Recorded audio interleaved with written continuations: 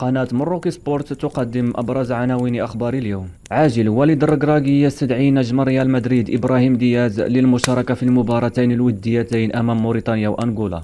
عبد الرزاق حمد الله يتوعد ياسين بونو في المباراة القادمة بعدما كسب الرهان ضد المحمدي وقاد فريقه للفوز بهدفين أسطوريين. مفاجأة: اللاعب سفيان بوفال في القصر الملكي بالرباط، وهذا ما فعله مع مستشار الملك أندري أزولاي. ضربة موجعة للركراكي قبل مباراتي المنتخب المغربي المقبلتين أمام كل من أنغولا وموريتانيا. والآن شاهد التفاصيل بعد هذا الانترو القصير، ولكن قبل ذلك نتمنى تشرفونا بالضغط على زر الإعجاب والاشتراك في القناة وتفعيل جرس التنبيهات باش توصلوا بالجديد. شكرا لكم جزيل الشكر. نترككم مع التفاصيل. عاجل: الركراكي يستدعي نجم ريال مدريد إبراهيم دياز للمشاركة في المباراتين الوديتين أمام كل من موريتانيا وأنغولا. يستعد الإطار الوطني وليد الركراكي حاليا للكشف عن اللائحة النهائية التي سيتم استدعاؤها للمشاركة في المباراتين الوديتين اللتين سيخوضهما المنتخب الوطني المغربي نهاية شهر مارس الجاري أمام كل من منتخبي موريتانيا وأنغولا، وهي اللائحة التي من المرتقب أن تضم أسماء جديدة والمرشحة لحمل قميص منتخب أسود الأطلس للمرة الأولى. وكشف مصدر جامعي رفيع المستوى أن الناخب الوطني وليد الركراكي أبلغ خلال اجتماعه الأخير باللاعب إبراهيم دياز النجم الحالي لنادي ريال مدريد أنه سيستدعيه للتجمع الإعدادي الذي سيدخل له المنتخب الوطني المغربي خلال شهر مارس المقبل بمركز محمد الخامس لكرة القدم ضواحي العاصمة الرباط، تأهبا للمشاركة في المباراتين الوديتين اللتين سيخوضهما زملاء العميد رومان سيس أمام منتخبي موريتانيا وأنغولا. وفي المقابل قامت كل من الجامعة الملكية المغربية لكرة القدم برئاسة فوزي القجع والناخب الوطني وليد الركراكي بعمل كبير من أجل إقناع اللاعب الشاب إبراهيم دياز بحمل قميص المنتخب المغربي وتمثيله في المسابقات المحلية والقارية والدولية مستقبلا، وخطفه من المنتخب الإسباني، هذا الأخير الذي يسعى بدوره إلى خطف هذه الموهبة الكروية الصاعدة بقوة والاستفادة من خدماته ومؤهلاته التقنية والبدنية. تجدر الإشارة إلى أن اللاعب إبراهيم دياز كان قد شارك خلال المباراة الأخيرة التي خاضها فريقه نادي ريال مدريد يوم أمس أمام نادي إشبيلية برسم الجولة السادسة والعشرين من منافسة الدوري الإسباني، وهي المباراة التي كان الفريق الملكي قد حسمها لصالحه بنتيجة هدف دون مقابل.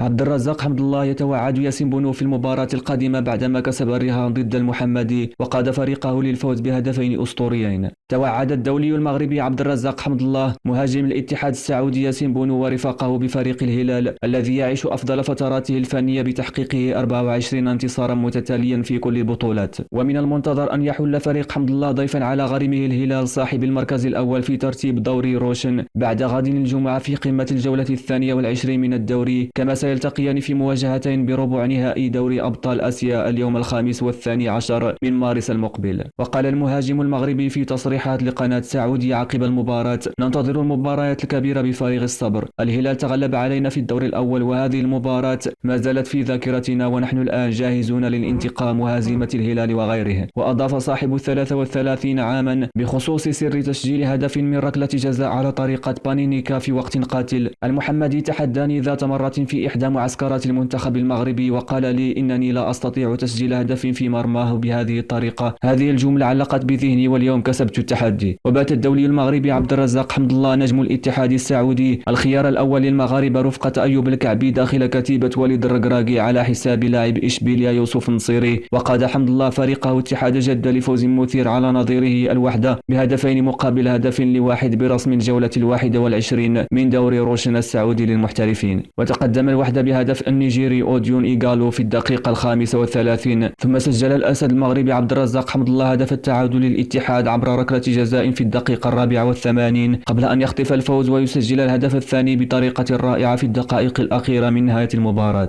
وواصل الأسد المغربي توهجه في ظل تراجع بريق النجم الفرنسي كريم بنزيما الذي أهدر ركلة جزاء للعميد في الشوط الأول تصدى لها المغربي منير محمدي حارس الوحدة. ورفع حمد الله بهذه الثنائية رصيده إلى 15 هدفا في المركز الثالث ضمن ترتيب هدافي الدوري السعودي هذا الموسم. ويعتبر المدرب وليد الركراكي يوسف النصيري المهاجم الأول في منتخب المغرب منذ حضوره القوي في مونديال قطر 2022، لكن تألق حمد الله في الفترة الأخيرة قد يجعله مرشحا بقوة لانتزاع مكانة أساسية خلال الاستحقاقات القادمة رفقة النجم أيوب الكعبي. وجدير بالذكر أن عبد الرزاق حمد الله قد غاب عن المنتخب المغربي في منافسة كأس أفريقيا للأمم لسنة 2023 التي أقيمت بالكوت ديفوار بسبب خيارات المدرب وليد الركراكي.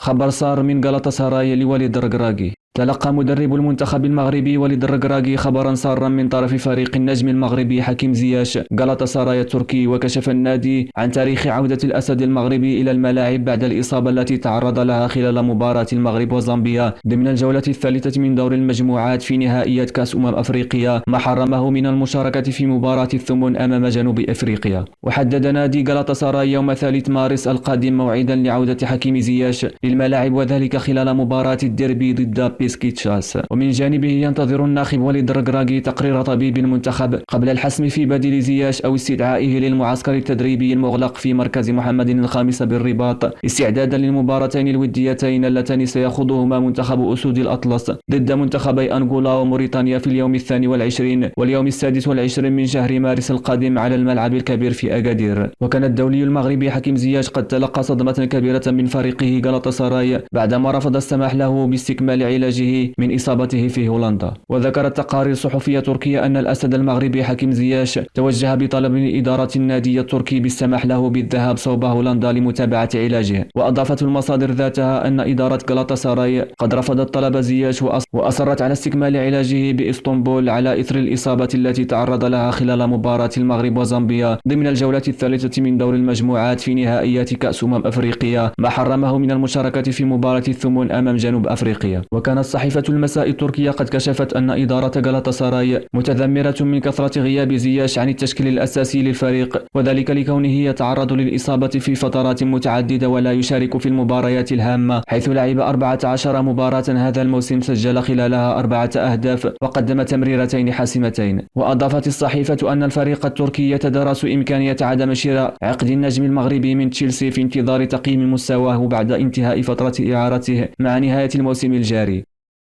مفاجأة: اللاعب سفيان بوفال في القصر الملكي بالرباط، وهذا ما فعله مع مستشار الملك أندري أزولاي. حل لاعب المنتخب المغربي سفيان بوفال اليوم ضيفا على القصر الملكي بالرباط، والتقى سفيان بوفال الذي كان مرفوقا بأصدقائه المقربين بمستشار الملك محمد السادس أندري أزولاي نجم أسود الأطلس ولاعب الريان القطري. أهدى المستشار الملكي قميصه في المنتخب المغربي موقعا. وتجدر الإشارة إلى أن بوفال حل بالمغرب مؤخرا لقضاء العطلة وشوهد بمدينة مراكش مستمتعا بالأجواء الرائعة هناك. وكان الركراكي قد دعا في 17 من هذا الشهر الطاقم الطبي للمنتخب الوطني إلى إمداده بتقرير طبي شامل عن الوضعية الصحية لسفيان بوفال إثر إصابته. ويعتبر بوفال أحد أعمدة المنتخب المغربي ولاعبا مهما في خط الهجوم، وغيابه كان خسارة كبيرة للفريق لا سيما في مباريات ذات أهمية مثل المواجهة التي جمعته مؤخرا بجنوب إفريقيا.